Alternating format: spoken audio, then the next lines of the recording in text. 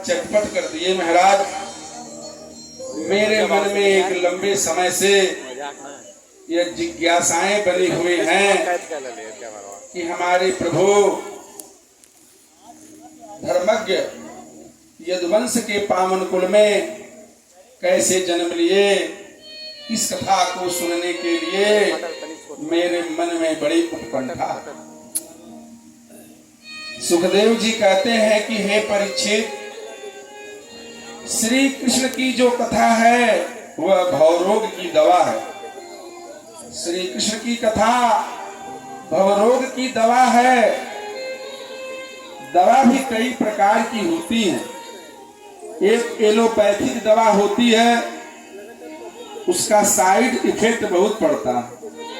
एक रोग तो ठीक कर देता है लेकिन दूसरे रोग को जन्म दे देता है।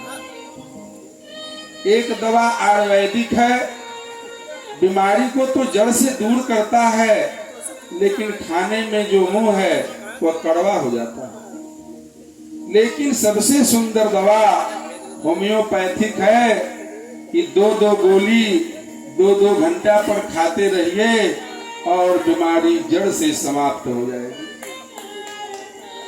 तो भगवान श्री कृष्ण की जो कथा है वह भवरोग की दवा है। और इस दवा को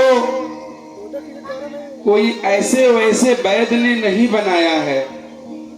इस दवा को परम भागवत श्री सुखदेव जी ने बनाया है, जो बहुत मीठी है, सुनने में भी मीठी है। जन्म मरण रूपी बंधन को काट देने वाली ये दवा है। संतों ने इस दवा को बनाया है। अब जीव का दुर्भाग्य होगा कि इस दवा का पान नहीं कर पा रहा है। परीक्षित ने कहा, महाराज श्री कृष्ण की कथा भवसागर से दूर करने की एक मीठी दवा है मात्र। मैं इसलिए नहीं सुन रहा हूं महाराज, मैं इसलिए भी सुन रहा हूं कि मेरे प्रभु ने मेरे पूर्वजों को अपनी कृपामयी नौका में बैठा करके कौरवों के सैन्य सागर को पार करा दिया था। कौरवों का सैन्य सागर बहुत बड़ा था, जिसमें भीष्म पितामह, गुरु द्रोणाचार्य जैसे मगरमच्छ मछलियां हैं। ऐसे मगरमच्छों से भरा हुआ कौरवों के सैन्य सागर को हमारे प्रभु अपनी कृपामयी नाव में बैठा करके ऐसे पार करा दिए कि जैसे गाय के बछड़े के खूर को पार किया जाता है। श्री सुखदेव जी महाराज परीक्षित से कहते हैं कि हे परीक्षित, ये संबंध तो तुम्हारे दादा का है, तुमसे क्या संबंध है, ये बताओ। परीक्षित ने कहा, महाराज उन्हीं के कृपा से मैं आज आपके सामने बैठा हूं, नहीं तो जन्म लेने से पहले ही मैं मर गया होता। जब द्रोणाचार्य के पुत्र अश्वत्थामा ने ब्रह्मास्त्र चलाया तो मेरे प्रभु सुदर्शन लेकर के भागते हुए आए और माता के पेट में मुझे दर्शन दिए और ब्रह्मास्त्र को शांत किए। तो भगवान हमारे जीवन दाता हैं और जीवन दाता से बढ़ करके संबंध किससे हो सकता है। परीक्षित ने सुखदेव जी भगवान से कहा कि हे भगवान, मैं यह जानना चाहता हूं कि माँ शब्द का बहुत महत्व है।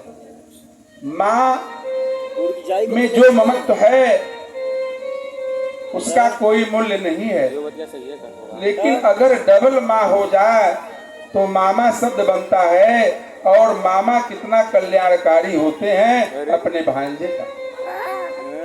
लेकिन भगवान ने अपने मामा का ही वध कर दिया। यह जानने की मेरे हृदय में बड़ा कौतूहल है। और एक प्रश्न यह भी है महाराज कि दाऊ भैया देवकी के 7वें पुत्र हैं, तो दाऊ भैया रोहिणी के कैसे पुत्र हो गए? दाऊ भैया को 2 माताएं कैसे प्राप्त हो गईं?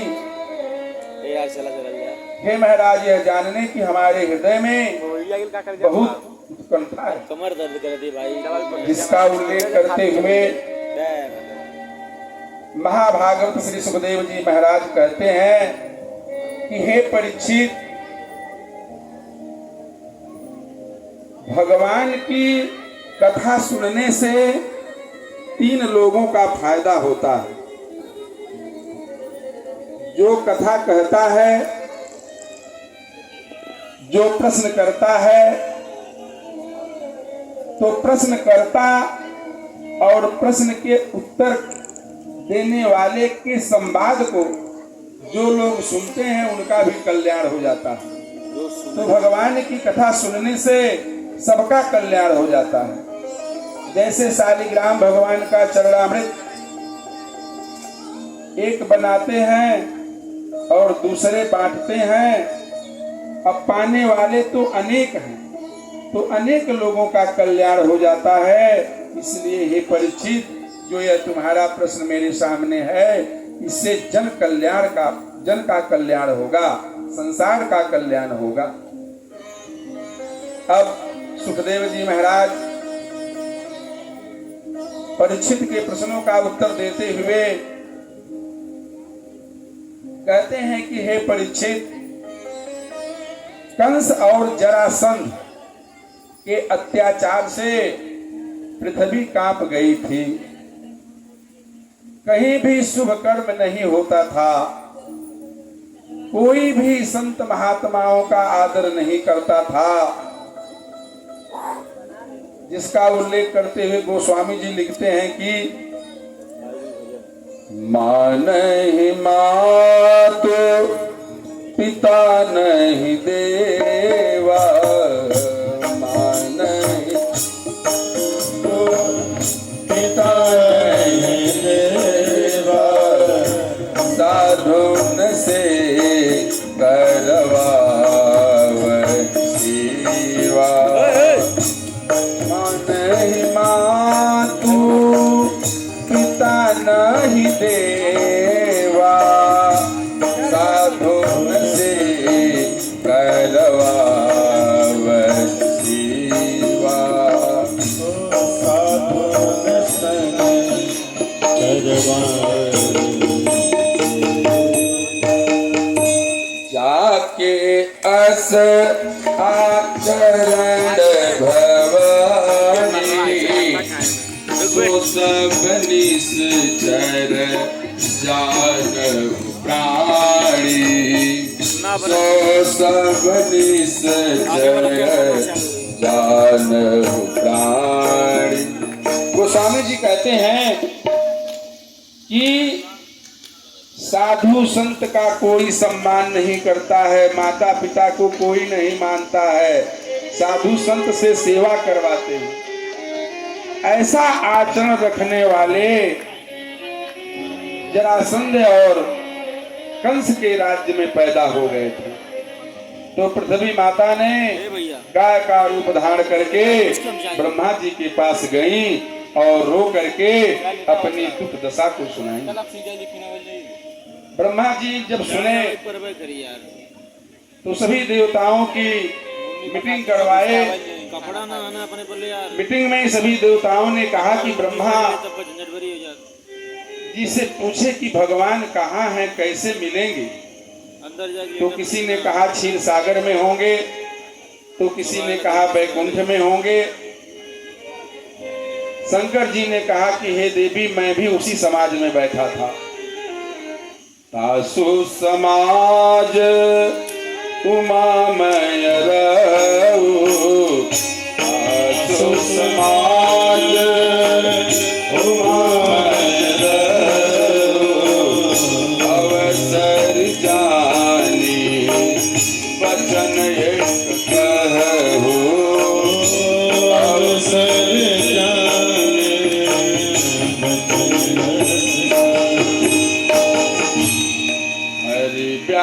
व्यापक सर्वत्र समाना हरे व्यापक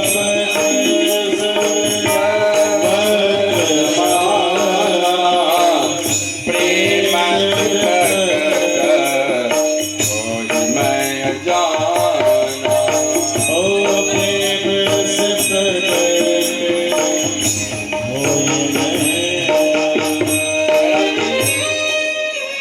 सभी गौ माता का रूप धारण करके ब्रह्मा जी के पास गई।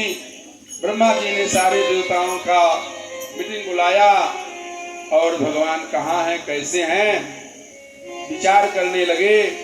शंकर जी ने पार्वती जी से कहा कि हे पार्वती जी, मैं भी उसी समाज में बैठा था। तो जब सभी लोग बता करके थक गए तो मैंने कहा कि भगवान तो कण कण में विद्यमान हैं, जहां भी उनका स्मरण किया जाए भगवान प्रकट होकर के दर्शन दे देते हैं। तो सभी देवताओं ने भगवान का स्मरण करना शुरू कर दिया। आकाशवाणी हो गई, दर पहुँचने तुम दर पहुँचने मुनि सिद्ध सुरेशा दर पहुँचने सिद्ध सुरेशा तुम ही लाग नर भेसा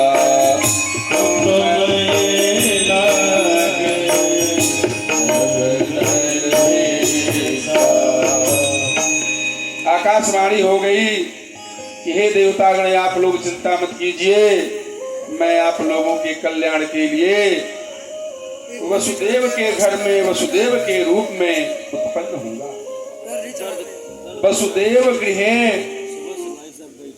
अरे ईंटा गारा मिट्टी से बना हुआ घर को घर नहीं कहा जाता है, गृहिणी को घर कहा जाता है।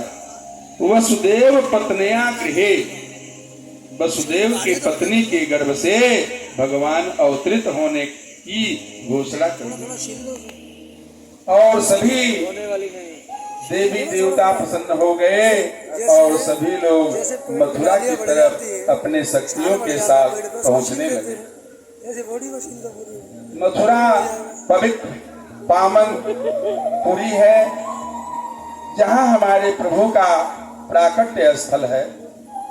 और मथुरा के राजा थे उग्रसेन, और उग्रसेन के पास एक लड़का था जिसका नाम था कंस। कसीहियात यह कंसः, कंस शब्द का अर्थ है कि जिसकी प्रवृत्ति केवल हिंसा में हो उसे कंस कहते हैं। मार काट लड़ाई झगड़ा करने वाले व्यक्ति को ही कंस कहते हैं। तो उसका उग्रसेन जी का जो बेटा था कंस, वह बड़ा ही आतताई था, बड़ा क्रोधी था और बड़ा निर्दयी था। एक दिन उसने क्या किया कि अपने पिता उग्रसेन को गद्दी पर से उतार करके जेल में डाल दिया और स्वयं अपने राज सिंहासन पर बैठ करके राज्य करने लगा। तो प्रजा में यह खराब संदेश चला गया कि राजा कंस जो है वह बड़ा आतताई है, बड़ा निर्दयी है और बड़ा दुष्ट है। एक दिन कंस की नजर अपने चाचा देवक के ऊपर पड़ी। देवक के पास एक देवकी नाम की कन्या थी। तो कंस ने विचार किया कि अगर इस कन्या का विवाह धूमधाम से खूब करूंगा तो प्रजा में मेरी एक अच्छा संदेश जाएगा।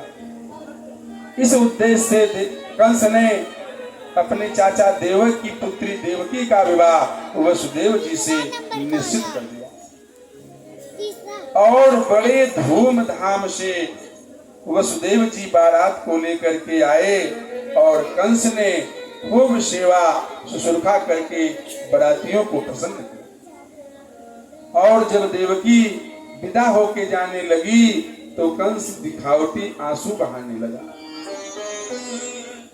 दिखावटी आंसू बहाने लगा और भाव में इतना बोल दिया कि मैं अपने बहन का रथ स्वयं लेकर के चलूंगा। प्रजा ने कहा कि हम लोग तो जानते थे कि कंस बड़ा दुष्ट है, बड़ा निर्दयी है, लेकिन कंस तो बड़ा धर्मात्मा है और बहुत ही दयालु है।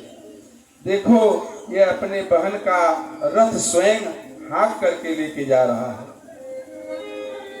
देवताओं ने विचार किया यह तो महापापी है और इसने अपने जीवन में कोई शुभ कर्म नहीं किया है और यह प्रजा का झूठा आश्वासन को प्राप्त कर रहा है, प्रजा की झूठी प्रशंसा को प्राप्त कर रहा है। इसलिए इसका असली चेहरा प्रजा के सामने रखना होगा। इस उद्देश्य से देवताओं ने आकाशवाणी कर दिया कि हे कंस, जिस देवकी को तुम इतना स्नेह से उसके घर पे पहुंचाने